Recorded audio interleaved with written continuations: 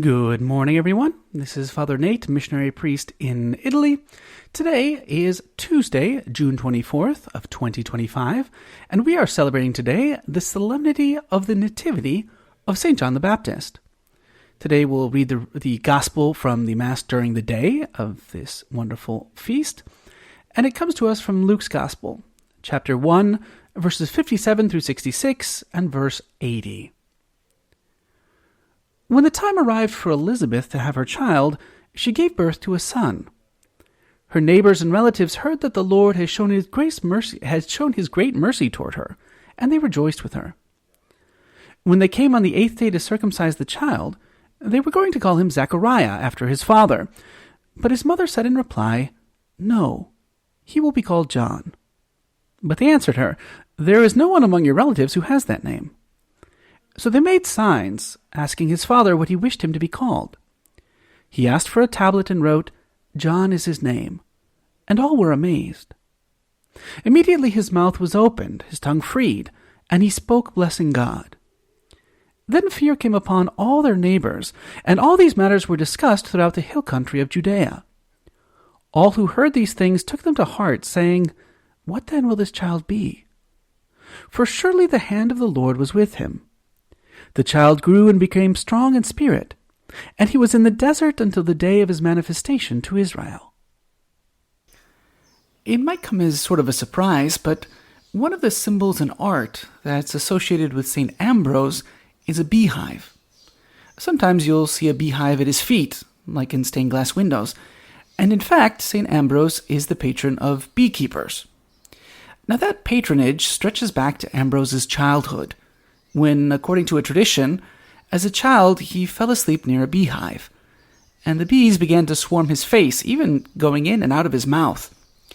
Now when his parents saw this, they were horrified, but they knew that if they woke him up, his reaction would certainly cause the bees to sting, and so they just waited and prayed. At a certain point, the bees simply formed a swarm and left Ambrose in peace. His parents rushed to grab him, and having the child safe in their arms, the father is said to have replied, "This child will be something great, if he lives." Now today we're also celebrating a great man, St. John the Baptist. In fact, Christ himself calls John the greatest of those born among women. Now that's no small compliment. And so the Church not only celebrates his birth into this world, which it does officially only for two other people, namely Jesus himself and the Blessed Virgin Mary, but it also makes that day a solemnity.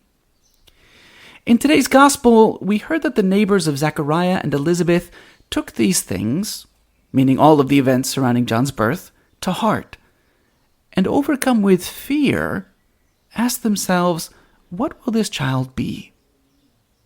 On one hand, this is a natural question. Clearly God's hand is upon John, and the Most High has special plans for him.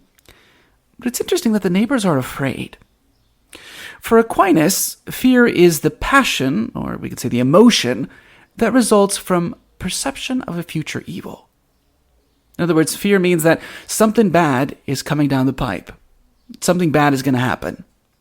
Now, it's not entirely clear what John's neighbors are afraid of, but apparently they think that God's great designs for this child must be something bad. After a while, if you're going to fear them, it's because they're bad. Yet we know that, on the contrary, God's designs aren't to be feared. They're to be rejoiced over. Because that seed of greatness that lies in John will come to full bloom as he identifies and proclaims the coming of the Lamb of God.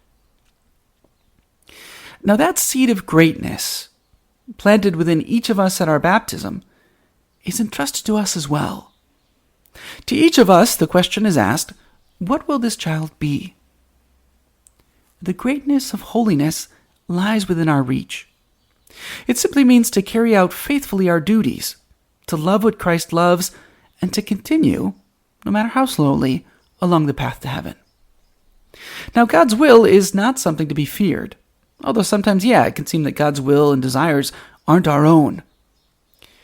But if we let that fear prevent us from giving ourselves entirely to God, we'll be condemned to a life of mediocrity. On the other hand, if we embrace that call and work with God, there's no limits to what he can do in us and with us, as he did with John. So today, as we celebrate the solemnity of the birth of John the Baptist, let's ask, through his intercession and the intercession of Mary, Mother of all the redeemed, for the grace to imitate John in his magnanimity by surrendering ourselves entirely to God's will at every moment of our lives.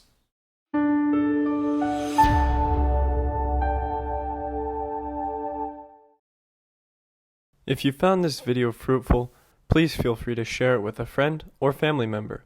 Or if you would like to learn more about our missionary priests throughout the world and how to support them, please visit iveamerica.org. Thank you for watching, and God bless.